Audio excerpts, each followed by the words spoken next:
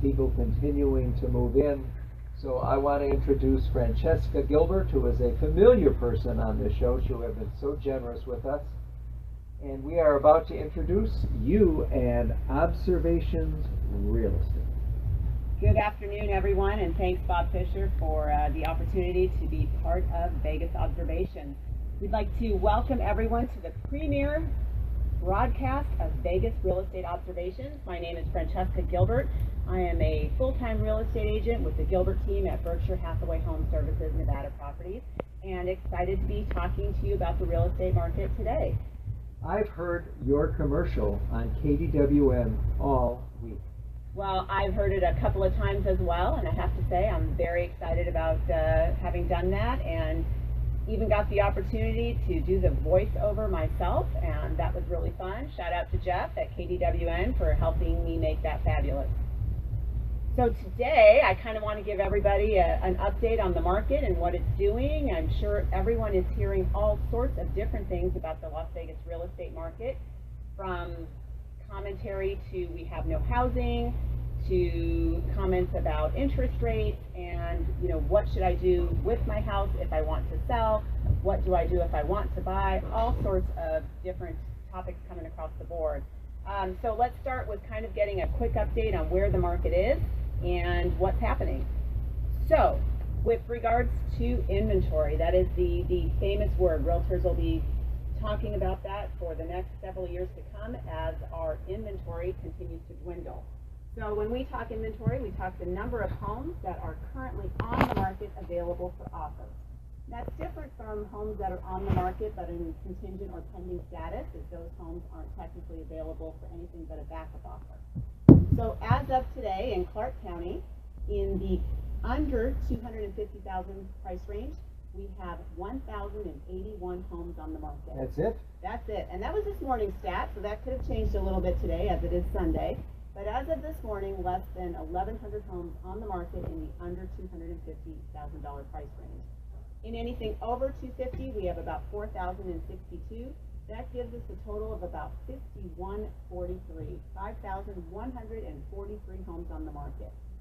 Even if we include condos, townhomes, and manufactured housing, folks, we are still under 6,000 homes. From the market in 1991 to 95, when we were running about 5,000 or 6,000, and that was normal, all the way to the market in 2008 to 2011, when we were running 22,000 homes, and that was normal, we have switched back. So now we are once again under 6,000 homes. What's the reason for that? Reason is a couple of different things.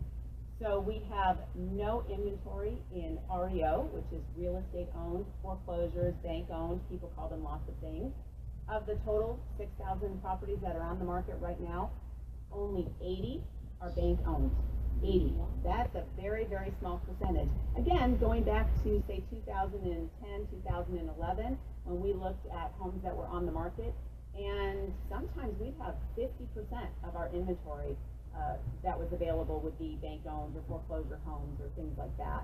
Same thing with short sales. We have only about 175 properties on the market that are short sales. So same scenario, very few people that are underwater and very few bank foreclosures, and it's really taken a toll on our inventory. Across the country, we are seeing the same phenomenon. Although real estate is always local, because what matters is what your house is worth in Las Vegas, not what housing is worth in Washington, D.C. or California. But that phenomenon is happening across the country, where there are just not a lot of homes for sale. People are holding their homes, and now that they have a little bit of equity and rates are low, they're trying to refinance them maybe and stay in them. So does that mean that this is a really good time and an opportune time to sell, to make a good profit? That's a great question, and I think the answer is yes. If you are selling your home or thinking of selling your home, relocating, this is a prime time to put it on the market because there is very little competition. So particularly if you have a home in the under $250,000 price range and you can make it look nice and clean, and you don't have to redo it, you just have to make it presentable and saleable.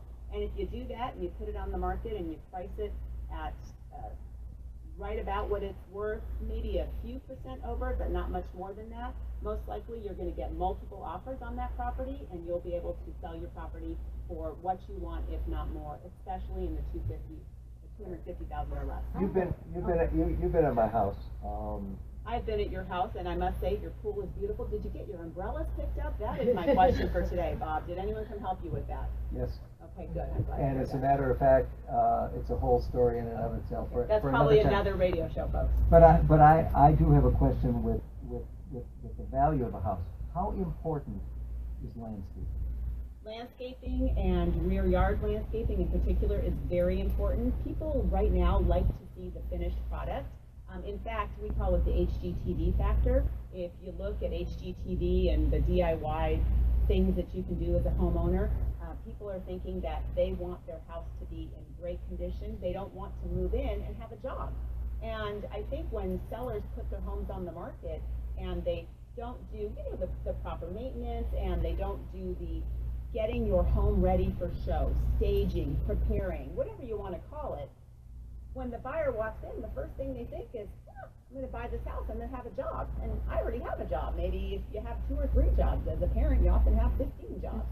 So you don't want another job, and it's a great idea for the seller to make sure that when the buyer looks at their house, that they don't feel like they're going to get another job. We want to make it clean, neat, presentable, saleable, marketable, clear out the junk, take down the Beach Boys posters from the 1960s, all of that kind of stuff. Make your house look like a model home. Think about it.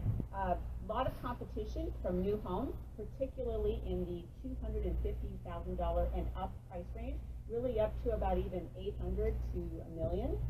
There's a lot of competition. So when people are walking into a resale home, after looking at a new home, oftentimes they get disappointed because the resale seller hasn't decided to showcase their home. What areas are hot right now in Las Vegas? That's a great question, and actually I'm anticipating that someone might ask that question, and thank you very much. I promised did not pay her $10 to do that. We just got... If I knew you were going to pay $10, I would have brought it. All right, Bob. Well, next time. Just got a recent update on the appreciation in Las Vegas through July, and this is going to be year over year. So this is 2017 as compared to 2016.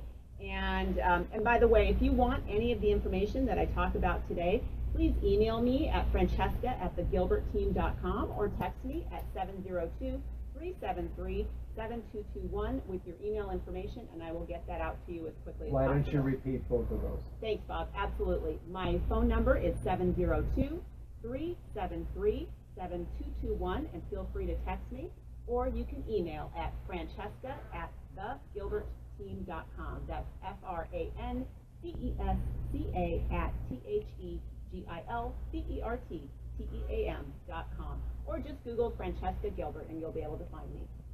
So just to answer the question, some of the areas that are experiencing very high appreciation, for example, 89119 experienced 13%, 89107, these are zip codes by the way, experienced 16% appreciation.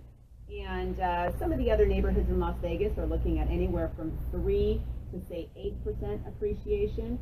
For example, 89128 had 6%, 129 had 7%, 89134 had 4%, and 89044 had 3%. That kind of gives you an idea. How'd my home at 89104 do?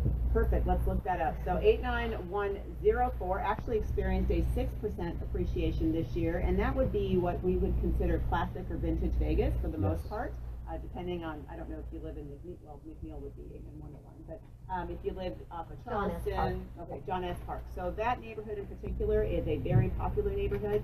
We just sold one on Chapman, which is not too far from there, and we got probably about 7% more than we would have gotten for that same house last year. So the market is very, very active, very, very dynamic, if you will, but we're still experiencing a little bit of overpricing. And one other thing we like to tell people is that if you're going to put your house for sale, let's put it for sale at the price that we think someone might actually buy it. Do you think people are overvaluing their houses and holding back right now? Does it have anything to do with the Raiders coming to town or the dispensaries? I happening? think the Raiders coming to town is definitely something that people are talking about. And I'm looking at Bob because I'm seeing motion, so let me make sure I'm not over my time. You know what? It's so interesting. I love having you on doing a segment. We're just getting started. We are just getting started. So we'll keep you updated on when to tune in and when the show is going to be airing again. And to answer the question very quickly, I think yes, the Raiders are having some impact. Whether that's real or not, we have yet to see. And I will tell you a real impact, and we're going to talk about it next week. There will be some weeks where there will be observations. There will be some weeks where there will not be observations. But the exciting news is because we may be going into a telecast or coming out of it, let's say with America's Diabetes Hour, we're going to pick up thousands of new listeners. We're going to take a break. We're going to be right back, and we're going back to the subject of yoga. That was great. You know what we never even thought about?